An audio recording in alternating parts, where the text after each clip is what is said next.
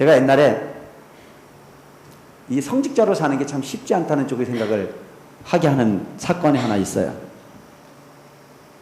우리 스님들이 대개 보면은 군대를 갈까요, 안 갈까요? 네? 스님들 군대 갈까, 안 갈까? 스님들 군대 가요. 스님을 누가 그 군대를 안 보내죠? 스님들 당연히 군대 가게 돼 있어요. 이제 군대를 갔다 오자마자 받는 게 예비군 훈련이잖아요.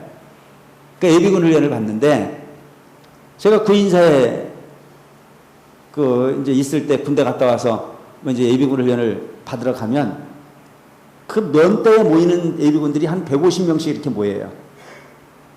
영천 면대에 모이는 사람들이. 그럼 거기는 우리 신도들 얼마나 많아요. 영천은 거의 다 구인사 신도가 많거든요. 근데 그 많은 사람, 거기도 교회 다니는 사람들이 있죠. 근데 아무나 만나도 내 짝은 그래도 우리 스님들이거나 내지는 우리 신도들 중에도 걸리겠지. 아무 생각 안 하고 서 있는데 나중에 명단을 부르는 거 보니까 교회 목사하고 나하고 짝꿍을 시켜주더라고요. 그런데 그 목사님하고 이야기 중에 공통 분모가 하나가 뭐냐면 혐의지간에 들는 것 자체가 괴롭더라. 그래서 자기는 터들기면 신도들한테 모함을 받지 않기 위해서 최선을 다해 노력하고 산다 이거예요. 그래서 그때 그런 이야기가 나오게 된 게 뭐냐면 아주 추운 날 훈련을 받는데 예비군 훈련 받으면 우리 처사님들 경험이 있으시잖아요. 평상시에 옷 깔끔하게 입고 다니다가도 훈련 받으러 가면 단추 풀어야 안 풀어야. 신발 평상시에는 아주 뺀질뺀질하게 잘 닦고 다니다가도 워카만 신었다 그러면 그걸 꾸겨 신어야 직성이 풀리고 모자를 반듯하게 잘 쓰고 다니다가도 예비군 복장만 갖췄다 그러면 모자를 빼딱하게 써야 예비군이지 제대로 쓰면은 예비군이 아니라고 하는 인식이 될 정도로 그런 문화가 있는 게 예비군이 문화였었어요. 근데 요즘 많이 바뀌었죠. 그게 왜 그러냐면은 군사독재의 그 억눌림이라고 하는 부분으로 자기 의지가 아닌 타의에 의해서 억눌렸던 부분을 반항하고자 하는 어떤 그런 의지가 뭐 그런 표현이 아니었나 싶은 생각을 해요.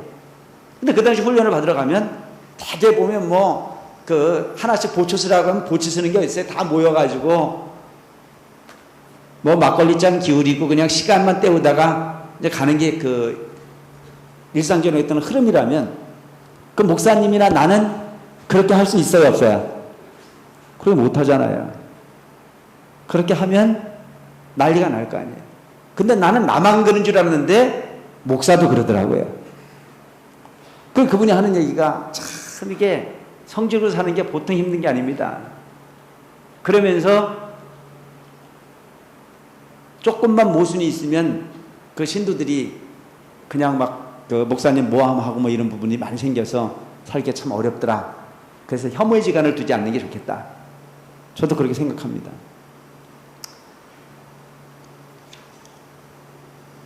그래서 의심받는 공부하는 수행자는 특히 절집에서 우리가 살고 있는 불자들은 어떤 그런 혐의를 받을 수 있는 짓들을 하지 마라.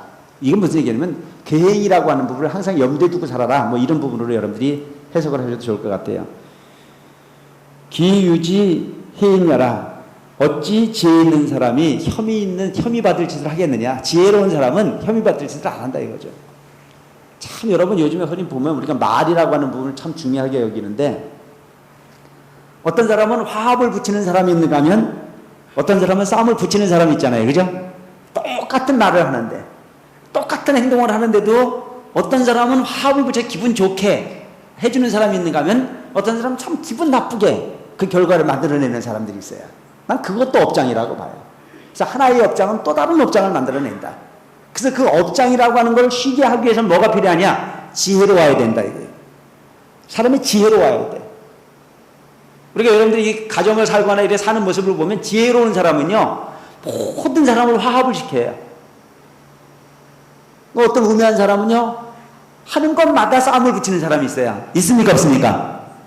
응? 주변에 보면 꼭 아무것도 아닌 일을 가지고 싸움을 벌이는 사람이 있는가 하면 어떤 사람은 그 싸움이 벌어져야 될 일인데도 다독거려가지고 아주 편안하게 주변을 환기시키는 그런 분들도 있어요. 그래서 오늘날 우리는 지혜로운 사람이 됩니다. 가끔 보면 우리 신도님들이 절집에서 갈등을 일으키는 중에 하나가 뭘 갈등을 일으키느냐면, 제사 지내고 나서 떡이 많은데 하나씩만 가져가면 될 것 같아. 근데 꼭 2덩어리, 3덩어리 가져가야 좋은 분이 있어. 내가 누구라고 말은 안 하는데. 근데 문제는 이 떡을 관리하고 이 먹거리를 관리하는 분들은 오늘 법회에 몇 분 정도 오셨으니까 이 몇 분 정도 오신 분들에게 요만큼 자르면 하나씩 돌아가겠다는 계산을 합니까, 안 합니까? 대답을 안 해. 다 계산한 거야. 그런데 어떤 사람은 그 부분을 가지고 어떻게 생각하냐면, 안 오는 사람도 챙겨야지. 그래가지고 이것도 챙기고 저것도 챙기는데 본인은 본인 나름대로 이유가 있어. 내가 요거는 내가 먹고, 요거는 옆에 사람 주고, 요건 경로당에 누구도 하나 갖다 주고, 요건 손자도 하나 갖다 주고, 그러다 보니까 대여섯 개가 필요해서 담고 있으면 그 부분을 보고 그렇게 하면 안 된다고 경고하는 분들이 있어요, 없어요? 그러면 그 떡 가져가려고 하는 분이 그러지 않아도 내가 마음이 편한 마음으로 담았어? 쫄리는 마음으로 담았어? 대벌 못해. 그거 담으면서 마음 편하게 담은 사람이 누가 있어? 그거 담을 때는 간이 옴찔옴찔하지. 나는 해봐서 알아. 근데 놀란 놈에게, 그러지 않는데 긴장하고 있는 놈한테 거기다 대고 그걸 그만큼 가져가냐고 그러면 똥 싼 놈이 화난다고 또 열이 받아야 안 받아요?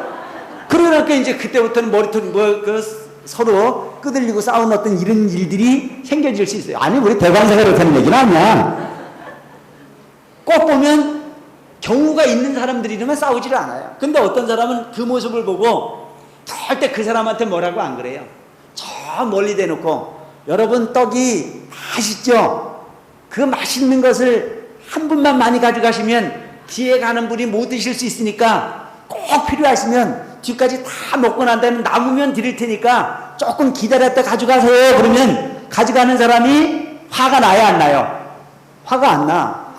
이게 많이 가져가면 안 되는가 보다. 요렇게 됩니까, 안 됩니까? 그리고 문제는 항상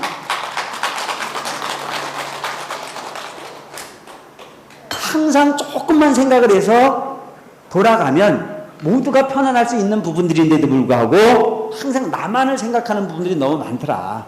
그래서 지혜로운 사람은 싸움을 만들기보다는 항상 싸움을 말릴 수 있는, 갈등을 죽일 수 있는 그런 지혜로운 사람이 되어야 된다.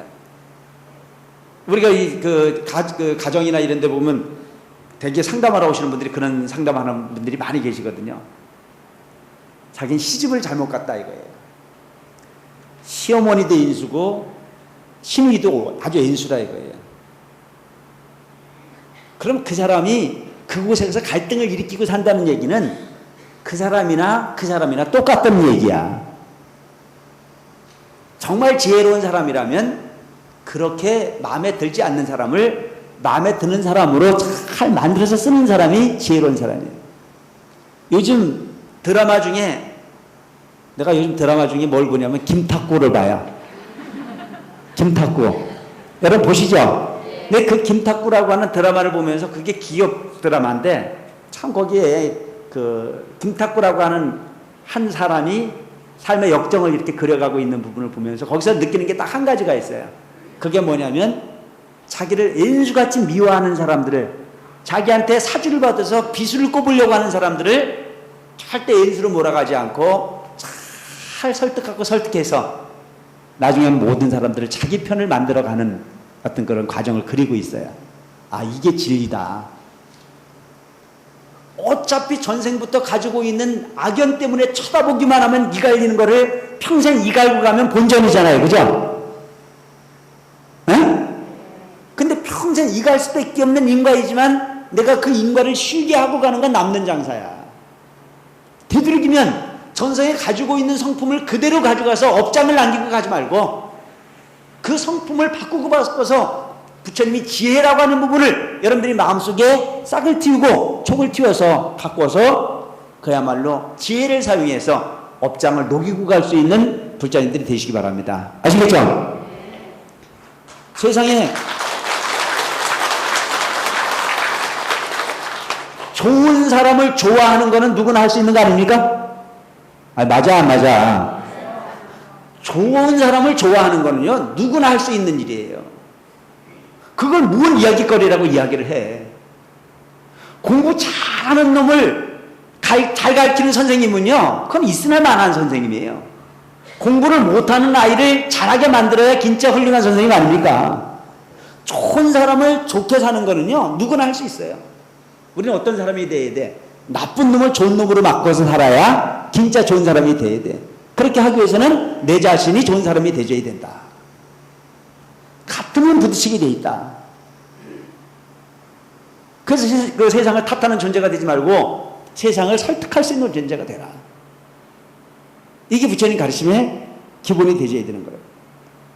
그래서 항상 여러분들이 생각할 때 나는 지혜 있는 사람으로 살아가야 되겠다. 지혜 있는 사람. 지식을 가지고 사는 사람이 아닌 지혜 있는 사람이 되라는 얘기입니다. 요즘 밖에서 사는 우리가 사는 세계에는 지식인을 이야기하지만 우리는 지식인이 아닌 지혜인으로 살자. 세속에서의 학자는 지식인이지만 절에서의 어떤 부처님 제자는 지혜로워야 되는 사람이다. 지혜로운 빛을 가진 사람은 아무리 험악한 곳에 가서도 그를 편안하게 해줄 수 있다. 부처님이 이 세상에 가장 완벽한 지혜인이었습니다. 부처님. 그래서 여러분, 난 부처님이 위대했다라고 하는 부분은 뭐 84,000이 법문이 그를 입증하기도 하지만 부처님은 누구한테든지 간에 혐의를 둔 적이 없어요. 미워하는 사람이 없었어요. 그냥 부처님을 모함하고 부처님이 미워서 이야기만 듣고 미워서 이를 갈다가도 부처님 앞에만 가면 그 마음이 녹아버렸거든요.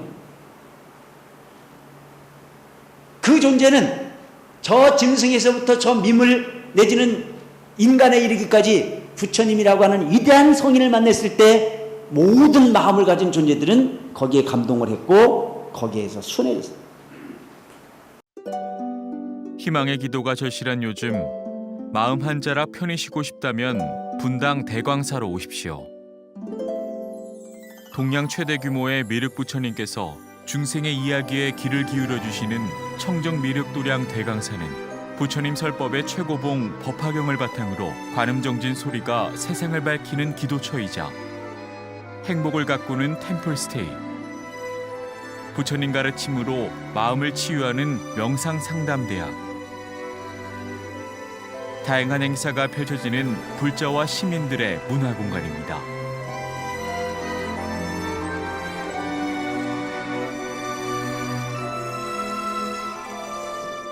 멈춤이 필요한 시간, 청정 미륵도량 대강사로 오세요. 이 땅에 펼쳐진 도솔종토 대강사가 내 마음의 주인이 되는 길을 안내해드립니다.